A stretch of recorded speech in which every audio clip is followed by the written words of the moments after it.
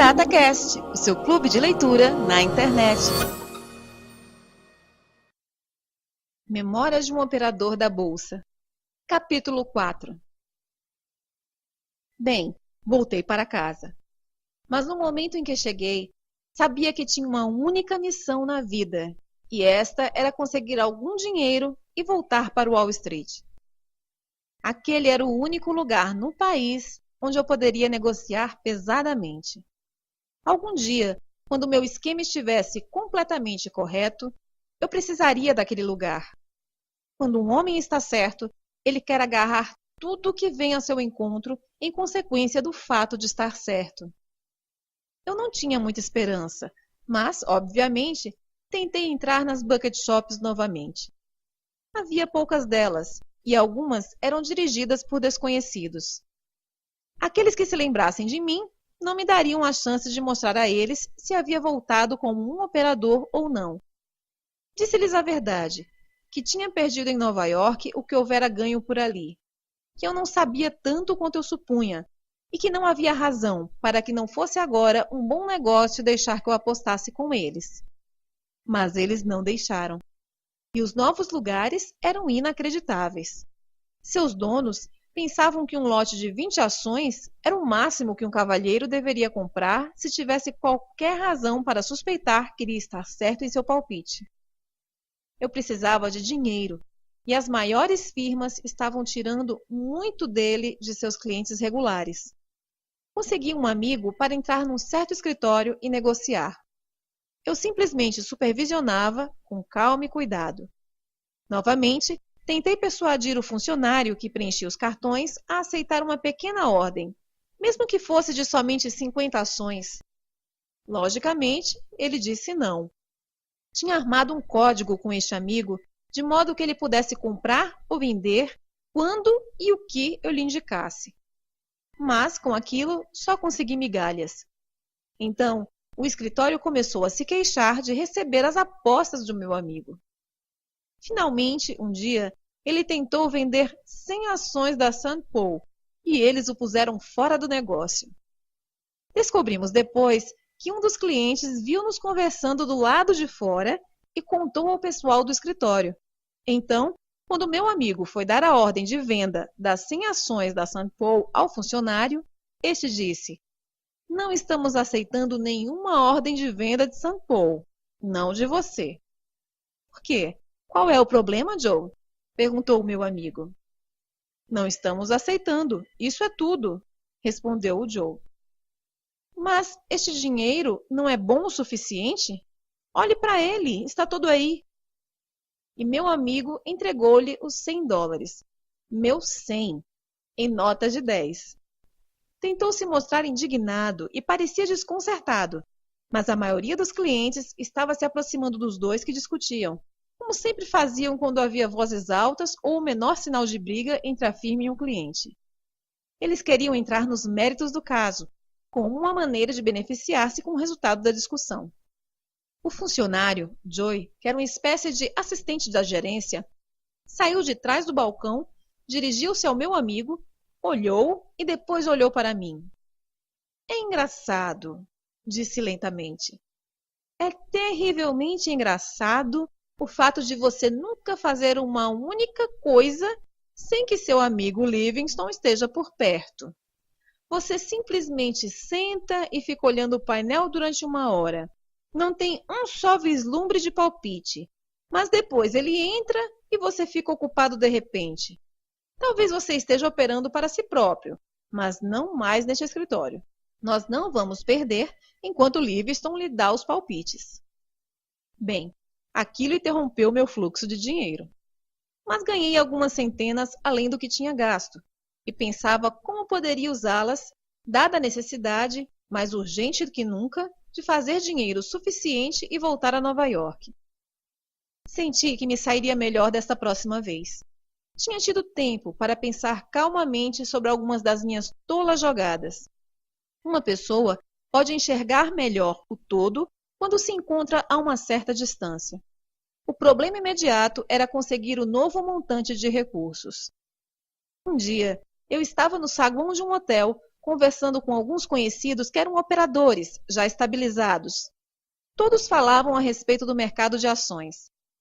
Fiz a observação de que ninguém poderia dominar o jogo por conta das más execuções que conseguia por parte de seus corretores, especialmente quando negociava no mercado como eu. Um sujeito deu uma baforada em seu cachimbo e me perguntou de que corretores eu falava. Respondi, os melhores da redondeza. E ele me perguntou quem seriam eles. Pude ver que ele não iria acreditar que eu já havia negociado nas corretoras de primeira linha. Mas eu disse, quero dizer, qualquer membro da Bolsa de Valores de Nova York.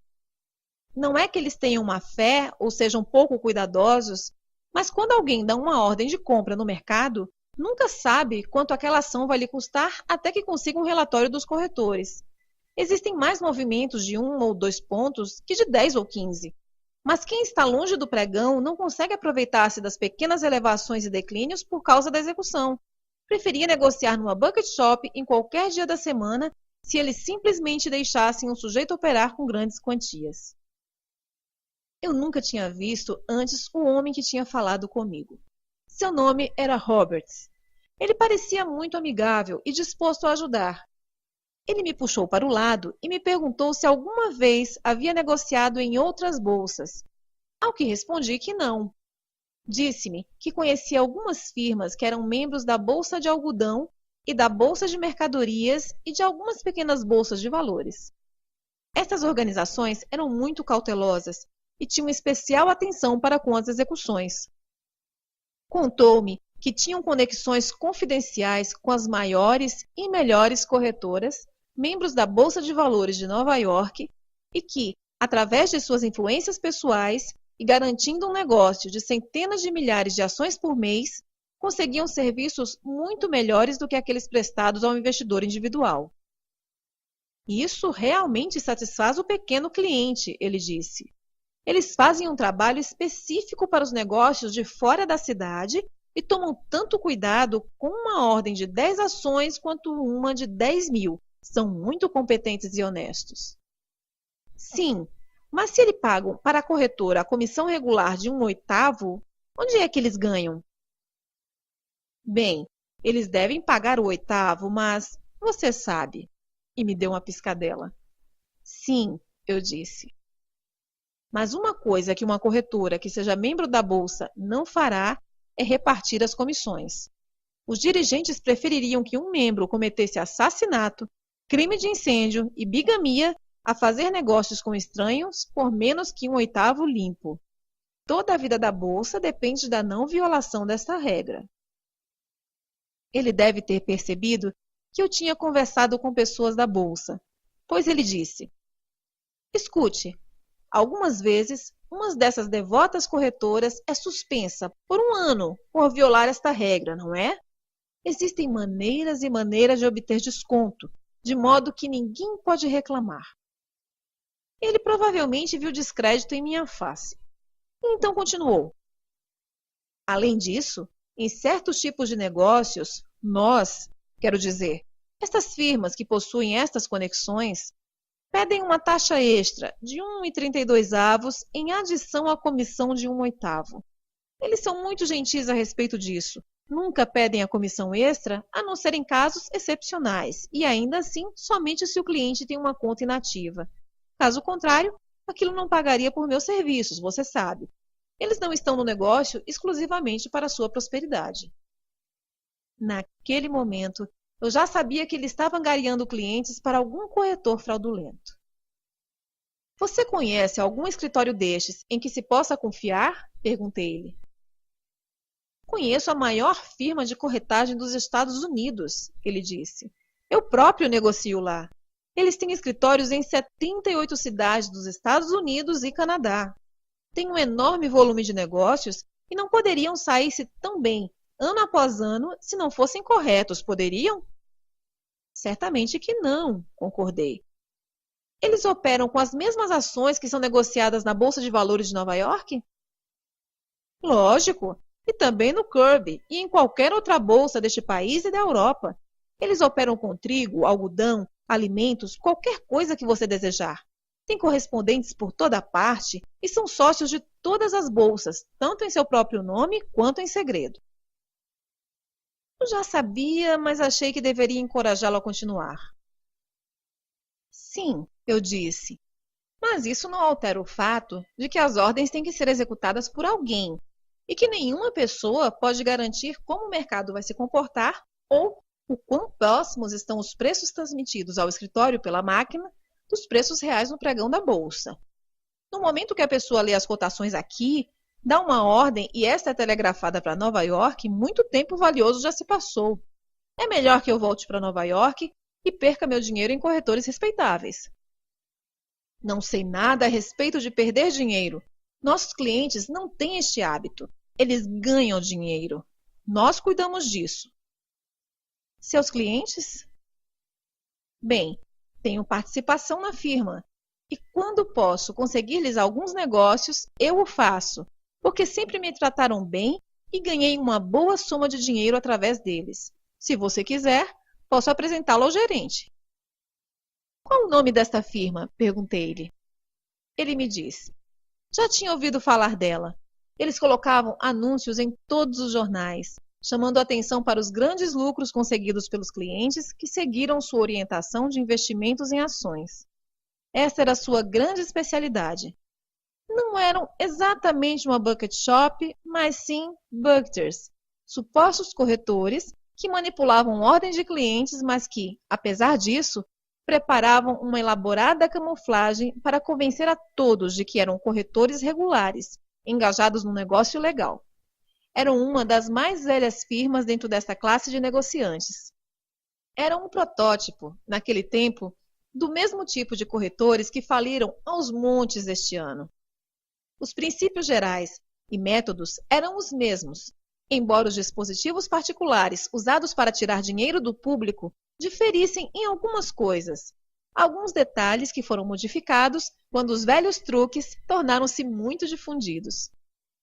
Estas pessoas costumavam espalhar palpites para comprar ou vender uma certa ação. Centenas de telegramas chamando a atenção para a compra imediata de uma certa ação e centenas de outros recomendando a clientes distintos a venda desta mesma ação, como o velho plano da corrida dos boatos. Então, passavam a chegar ordens de compra e venda. A firma compraria e venderia, vamos dizer, 1000 destas ações através de uma respeitável corretora e conseguiria um boletim oficial por parte desta. Este boletim poderia provar seu grande movimento de ordens a qualquer um que a questionasse sobre a manipulação de ordens dos clientes. Eles também costumavam formar grupos arbitrários no escritório e, como um grande favor, permitiam a seus clientes que os autorizassem, por escrito, a negociar com seu dinheiro e em seu nome como lhes conviesse. Dessa maneira, mesmo o cliente mais rabugento não teria direito a reparações quando seu dinheiro desaparecesse. Eles comprariam uma ação no papel e envolveriam os clientes na operação, posteriormente executando uma das velhas manobras das bucket shops, eliminando centenas de margens de pequenos clientes. Eles não poupavam ninguém para fazer sua melhor jogada, nem mesmo mulheres, professores e idosos. Estou magoado com todos estes corretores, disse ao agente angariador. Tenho que pensar mais sobre isso. E deixei-o de maneira que ele não pudesse me dizer nada mais. Investiguei a respeito desta firma. Descobri que eles tinham centenas de clientes e, apesar das histórias usuais, não encontrei um único caso de investidor que não tivesse conseguido levar seu dinheiro se tivesse ganho algum. A dificuldade estava em encontrar alguém que tivesse ganho alguma vez operando com este escritório. Mas eu ganhei. As coisas pareciam estar caminhando bem naquela época, o que queria dizer que eles provavelmente não deixariam de pagar a um cliente que conseguisse auferir algum lucro às suas custas. Logicamente, muitas das firmas desse tipo quebram eventualmente. Há ocasiões em que acontecem epidemias de falências desses especuladores, como as velhas sequências de quebras que acontecem em diversos bancos, depois que um deles fecha. Os clientes dos outros ficam assustados e correm para retirar seu dinheiro. Mas há inúmeros homens solitários que sustentam as bucket shops neste país. Bem, não soube de nada alarmante sobre a firma, exceto pelo fato de que eles sempre estiveram no negócio e que não eram sempre confiáveis. Sua especialidade era manipular os tolos que queriam ficar ricos rapidamente. Mas eles sempre pediam a permissão dos clientes, por escrito, para carregar seus maços de dinheiro para longe. Um sujeito que encontrei contou-me uma história sobre ter visto 600 telegramas sendo enviados num dia, avisando os clientes para adquirir uma certa ação e 600 outros para clientes diferentes, alertando-os firmemente para a urgência de vender aquela mesma ação ao mesmo tempo. Sim, conheço o truque, falei ao sujeito que me contava. É, ele disse, mas outro dia eles enviaram telegramas para as mesmas pessoas, aconselhando-as a liquidar suas posições em qualquer coisa e comprar ou vender uma outra ação. Perguntei ao sócio majoritário, que estava no escritório, por que você faz isso? A primeira parte eu entendo. Alguns dos clientes estão determinados a fazer dinheiro com papel por um tempo, mesmo que eles e os outros percam eventualmente. Mas, enviando telegramas dessa maneira, você simplesmente mata a todos. Qual é a grande ideia? Bem, ele disse, os clientes estão destinados a perder seu dinheiro de qualquer maneira, não importando o que eles compram, ou como, ou onde, ou quando. Quando eles perdem o dinheiro, eu perco os clientes. Bem, devo retirar deles o máximo que eu puder, e então começar a procurar por uma nova leva.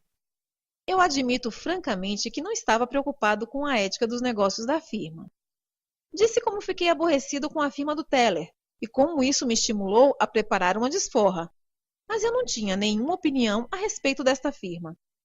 Eles podem ser desonestos, ou talvez até não ser tão ruins quanto se diz. Eu não tinha intenção de deixá-lo fazer algum negócio para mim, ou seguir seus palpites, ou acreditar em suas mentiras. Minha única preocupação era conseguir juntar dinheiro e voltar para Nova York, para negociar em grandes quantidades numa corretora onde não houvesse a preocupação de que a polícia pudesse invadir a espelunca, como faziam nas bucket shops, ou ver as autoridades locais pegarem e reterem seu dinheiro, sendo que você seria um sujeito de sorte se conseguisse ganhar 8 centavos por dólar um ano e meio depois. Mesmo assim, convenci-me de que iria conferir quais das vantagens nas negociações oferecidas por esta firma poderiam ser chamadas de legais. Não tinha muito dinheiro para depositar como margem, e as firmas que manipulavam as ordens eram naturalmente mais liberais a este respeito, de maneira que umas poucas centenas de dólares rendiam mais nos seus escritórios. Fui até o lugar e conversei um pouco com o gerente. Quando ele percebeu que eu era um velho operador que tinha formalmente mantido contas nas corretoras membros da Bolsa de Valores de Nova York e que tinha perdido tudo o que levara comigo, parou de fazer promessas de que ganharia 1 milhão por minuto se deixasse que eles investissem minhas economias. Ele calculou que eu fosse um tolo permanente, um tipo de espreitador da máquina transmissora de cotações, que sempre joga e sempre perde. Um provedor seguro de lucros para os corretores, quer fossem eles dessa espécie que tiram vantagens de suas ordens, quer modestamente se contentassem com as comissões. Disse ao gerente que somente procurava uma execução decente das minhas ordens, porque eu sempre tinha negociado neste mercado e não queria obter relatórios que mostrassem uma diferença de meio ou 1 ponto com as cotações da fita. Ele me assegurou, dando sua palavra de honra, que eles fariam o que quer que eu achasse correto. Queriam meus negócios, porque queriam mostrar-me que eram corretores de primeira classe. Eles tinham na firma os melhores talentos do ramo. De fato, eles eram famosos por suas execuções. Se houvesse qualquer diferença entre o preço assinalado pela máquina e o relatório, era sempre a favor do cliente, apesar de, logicamente, eles não garantirem isso. Se eu abrisse uma conta com eles, poderia comprar e vender ao preço que era transmitido pelo telex. Eles estavam absolutamente seguros disso. Naturalmente, aquilo significava que eu poderia negociar ali com todas as intenções e propósitos, como se eu estivesse numa bucket shop, ou seja, eles me deixariam operar apostando na próxima cotação. Eu não queria parecer muito ansioso, então sacudi a cabeça e lhe disse que achava que não abriria a conta naquele dia, mas que o manteria informado. Ele insistiu firmemente para que eu começasse naquele momento, já que o mercado estava favorável para se ganhar dinheiro. Estava para eles. Um mercado sombrio, com os preços oscilando ligeiramente, exatamente o tipo ideal para que os clientes entrem e logo sejam eliminados com uma brusca manobra com as ações em que fizeram suas posições. Tive um pouco de trabalho para conseguir deixar o escritório. Tinha dado ao gerente meu nome e endereço, e naquele mesmo dia comecei a receber telegramas e cartas insistindo para que eu comprasse algumas ações e indicando outras nas quais diziam saber que um grupo interno estava operando para uma subida de 50 pontos. Eu estava ocupado, circulando e tentando conhecer tudo o que pudesse a respeito de várias outras firmas de corretagem, com o mesmo estilo de especulação. Parecia-me que a única maneira de eu arranjar algum dinheiro, de verdade, seria negociar nestas quase bucket shops, se eu pudesse ter certeza de conseguir arrancar meus ganhos de suas garras. Quando já tinha me informado de tudo o que podia, abri contas com 3 dessas firmas. Alojei-me num pequeno escritório, com linhas telefônicas diretas, junto a 3 corretoras. Negociei em pequenos volumes, de maneira que eles não ficassem assustados logo no começo. Ganhei dinheiro, no final, e eles não demoraram a me dizer que esperavam autênticos negócios por parte dos clientes que tinham linha direta com o escritório. Eles não desejavam os especuladores lentos, muito cautelosos. Calculavam que quanto mais eu ganhasse, mais eu perderia, e quanto mais rapidamente eu fosse eliminado, mais eles lucrariam. Soava como uma teoria aceitável, quando você considera que essas pessoas necessariamente trabalham com médias, e que um cliente médio nunca tinha uma vida longa, financeiramente falando. Um cliente falido não pode operar.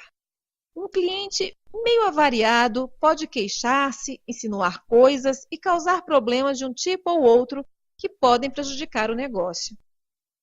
Também estabeleci uma conexão com uma corretora local, que tinha uma linha direta com seu correspondente em Nova York e que era, inclusive, membro da Bolsa de Valores. Eu tinha na prática uma máquina de cotações e comecei a negociar moderadamente. Como já disse anteriormente, eu gostava muito mais da negociação nas bucket shops. Apenas eram um pouco mais lentas. Era um jogo que podia dominar, e assim eu fiz. Nunca consegui que chegasse a um ponto tão favorável onde pudesse ganhar em 10 vezes entre 10. Mas, no geral, eu lucrava, ganhando semana sim, semana não.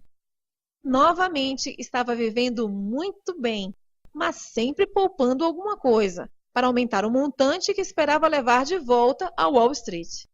Consegui outros contatos em 2 outras dessas firmas de corretagem, completando 5 ao todo, e, logicamente, continuava operando através de minha corretora respeitável. Havia ocasiões em que meus planos davam errado, e minhas ações não se comportavam como eu havia planejado, e sim da maneira oposta do que aconteceria se tivesse mantido sua tendência precedente. Mas eles não conseguiam me atingir pesadamente. Não poderiam, com minhas pequenas margens. Minhas relações com meus corretores eram amigáveis o suficiente. Suas contas e relatórios algumas vezes não batiam com os meus, e as diferenças, via de regra, apontavam contra mim. Curiosa coincidência, não? Mas eu brigava pelo que era meu, e, em geral, no fim conseguia o que queria. Eles sempre tiveram a esperança de recuperar o que eu tinha ganho às suas custas. Acho que consideraram meus lucros como empréstimos temporários. Eles realmente não eram bons jogadores, estando no negócio para fazer dinheiro de qualquer maneira, ao invés de contentar-se com o percentual que lhes cabia nas operações. Partindo do pressuposto de que os tolos sempre perdem dinheiro quando arriscam em ações, eles nunca especulam na realidade. Você pensaria que estes sujeitos dirigiam o que se poderia chamar de negócio legal e legal. Mas eles não o faziam. Cuide de seus clientes e fique rico. É um velho, mas verdadeiro ditado. Mas eles pareciam nunca tê-lo escutado e não paravam de especular abertamente. Por muitas vezes tentaram passar-me para trás, utilizando-se dos velhos truques. conseguiram me agarrar em algumas oportunidades, porque eu estava distraído. Sempre faziam aquilo quando eu não avançava além do meu padrão normal. Acusei-os de serem maus jogadores, ou coisa pior, mas eles negaram, e a discussão terminou com minha volta, negociando como de costume. O bonito de fazer negócios com um trapaceiro é que ele sempre lhe perdoa por agarrá-lo, contanto que você continue a operar com ele. Tudo estará bem enquanto ele estiver preocupado. Ele está disposto a encontrar você mais adiante. Almas magnânimas. Bem, eu me convenci de que não me poderia dar ao luxo de alcançar a taxa normal de crescimento de meu dinheiro enquanto estivesse prejudicado pelos truques dos trapaceiros. Então, decidi ensinar a eles uma lição. Escolhi uma ação que, depois de um período como favorita para especulação, ficou sem negociação. Esperto! Se eu tivesse me interessado por uma ação que nunca tivesse sido negociada, eles desconfiariam da minha jogada. Dei ordens de compra desta ação para meus 5 corretores das firmas de corretagem. Após as ordens serem recebidas, enquanto eles esperavam pela próxima cotação que apareceria na fita, eu enviei uma ordem, através da minha corretora respeitável, para a venda de 100 daquelas mesmas ações no mercado. Pedi que agissem rapidamente, com urgência. Você pode imaginar o que aconteceu quando a ordem de venda chegou ao pregão da bolsa? Uma ação desinteressante que uma corretora com conexões fora da cidade queria vender com urgência. Alguém comprou ações baratas, mas o preço da transação, como apareceu na fita, era o que eu paguei por minhas 5 ordens de compra. No saldo, eu me tornei comprador de 400 daquelas ações por um preço muito baixo. A firma de corretagem, que trabalhava com suas conexões em Nova York, perguntou-me o que eu tinha escutado, e eu disse que alguém havia me dado este palpite. Um pouco antes do fechamento do mercado, enviei umas ordens à minha respeitável corretora para comprar novamente aquelas 100 ações sem perda de tempo, pois eu não queria manter as posições vendidas em nenhuma circunstância, não importando o quanto eles pagassem por elas. Eles então telegrafaram a Nova York e a ordem de compra para aquelas 100 ações rapidamente ocasionou uma alta.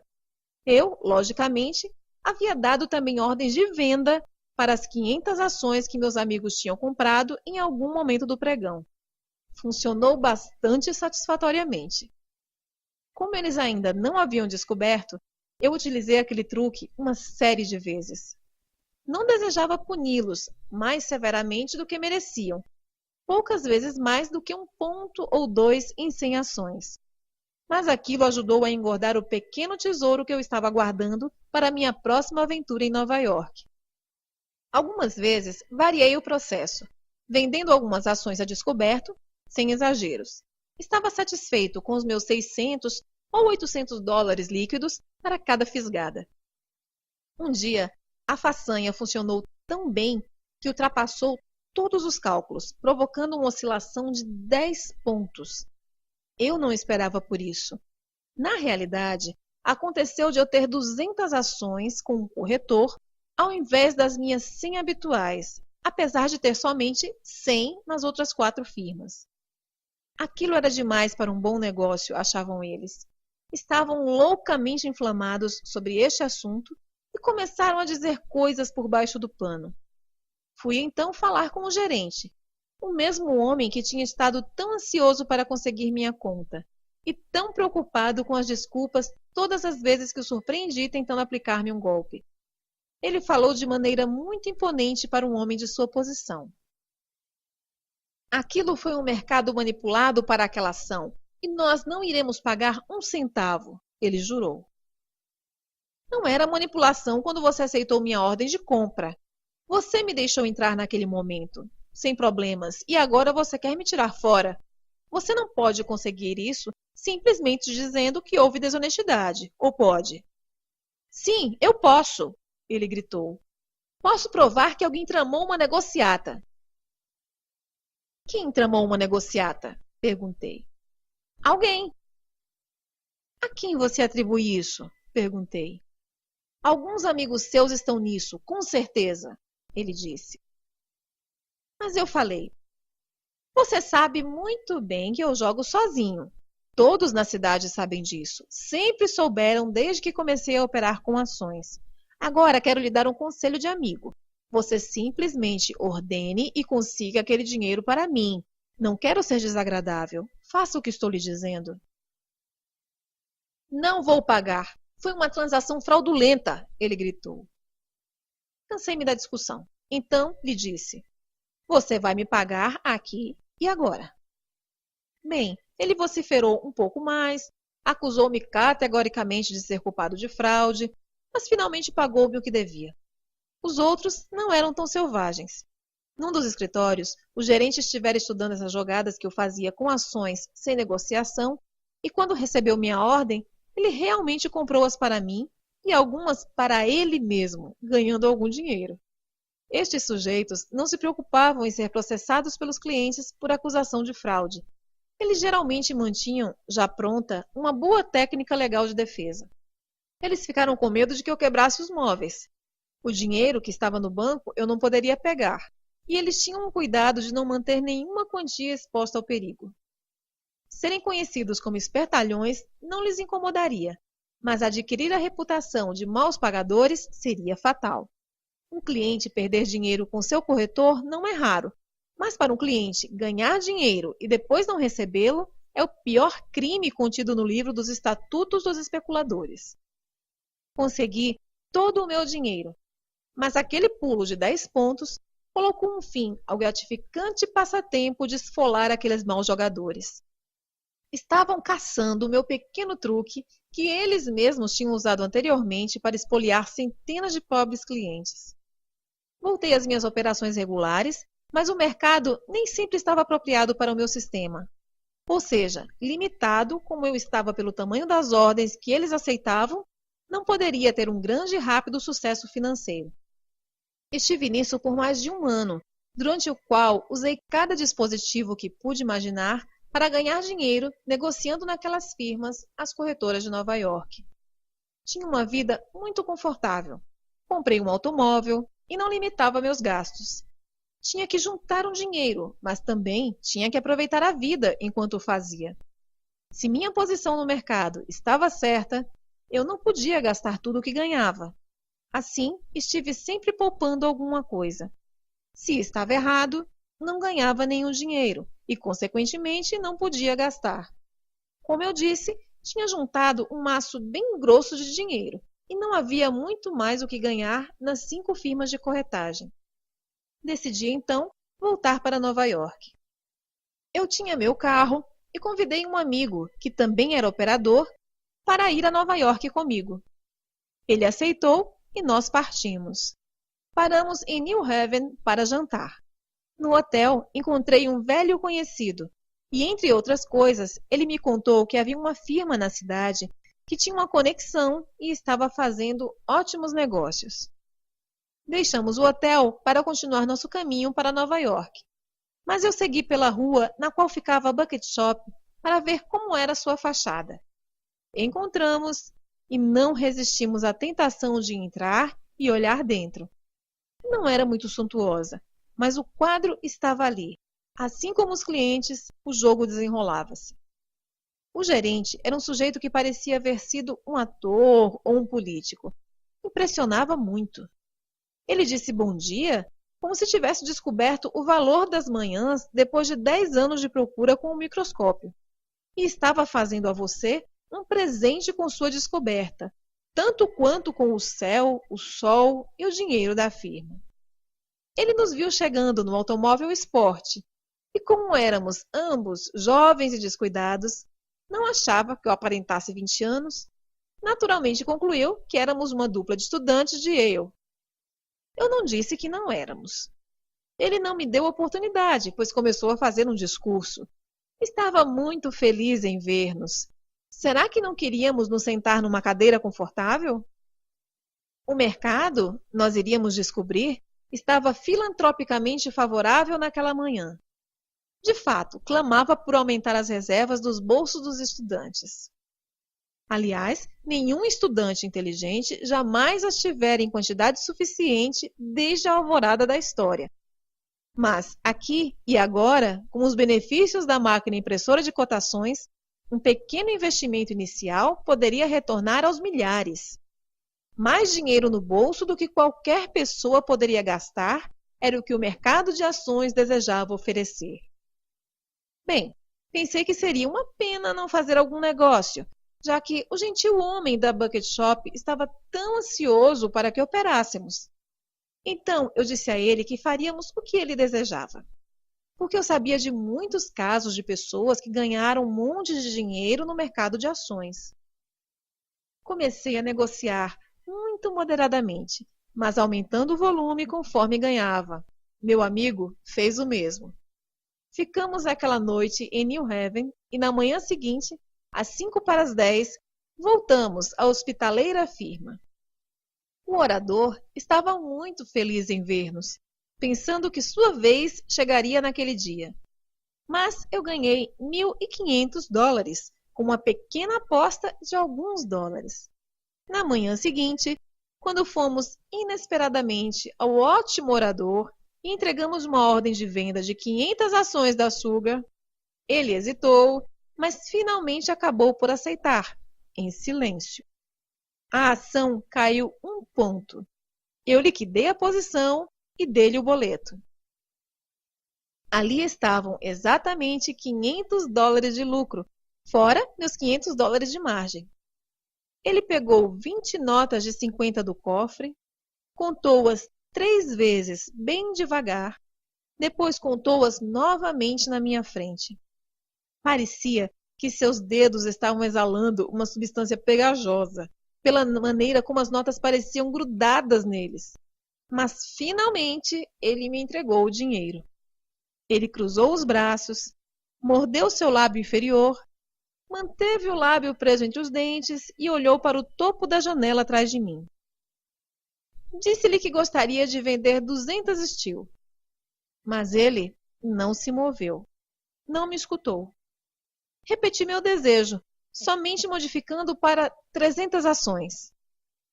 Ele virou a cabeça. Esperei pelo discurso, mas tudo o que ele fez foi olhar para mim. Então, ele estalou os lábios e engoliu, como se fosse começar um ataque sobre os 50 anos de desordem política causada pelos homens desonestos da oposição. Finalmente, ele abanou sua mão em direção às notas verdes em minha mão e disse: "Leve daqui esta ninharia." "Leve daqui o quê?" eu disse. Não tinha entendido inteiramente aonde ele queria chegar. "Para onde você está indo, estudante?" Ele falou muito solenemente. "Nova York", eu falei. "Está certo", ele falou, inclinando a cabeça umas 20 vezes. "Isso está precisamente correto. Você vai sair daqui porque agora eu sei de 2 coisas. 2, estudantes. Sei o que vocês não são e o que vocês são. Sim, sim, sim." "É isso, então?" perguntei muito educadamente. "Sim, vocês 2... Ele parou e então deixou de falar como se estivesse no Congresso e rosnou: "Vocês 2 são os maiores embusteiros dos Estados Unidos da América. Estudantes, devem ser calouros. Deixamos o sujeito falando sozinho. Ele provavelmente não sentia muito pelo dinheiro propriamente dito. Nenhum jogador profissional liga. Tudo está em jogo e a sorte está determinada a mudar. Foi seu comportamento inocente com relação a nós 2 que feriu o seu orgulho. Foi assim que eu voltei ao Wall Street para uma 3ª tentativa. Havia estado estudando, logicamente, tentando localizar o exato problema com minha sistemática que havia sido responsável por minha derrota no escritório da A.R. Fullerton & Company. Tinha 20 anos quando consegui meus primeiros $10.000 e os perdi. Mas eu sabia como e por quê. Porque eu negociei fora de época durante todo o tempo. Porque quando eu não podia jogar de acordo com o meu sistema, que era baseado em estudos e experiência, entrei de qualquer maneira e arrisquei. Esperava ganhar, ao invés de saber que eu deveria ganhar no método. Quando eu tinha perto de 22 anos, aumentei meu montante de recursos para $50.000 que perdi no dia 9 de maio. Mas eu sabia exatamente por quê e como. Foi o atraso na fita e a violência sem precedentes dos movimentos do mercado naquele dia. Mas eu não sabia por que eu tinha perdido após minha volta a St. Louis ou depois da crise daquele 9 de maio. Tinha teorias, quero dizer, remédios para algumas das falhas que eu pensava ter encontrado em meu jogo, mas eu necessitava de prática real. Não há nada como perder tudo o que você tem no mundo para lhe ensinar o que não fazer. E quando você sabe o que não fazer com o objetivo de não perder dinheiro, você começa a aprender o que fazer a fim de ganhar. Entendeu isso? Você começou a aprender.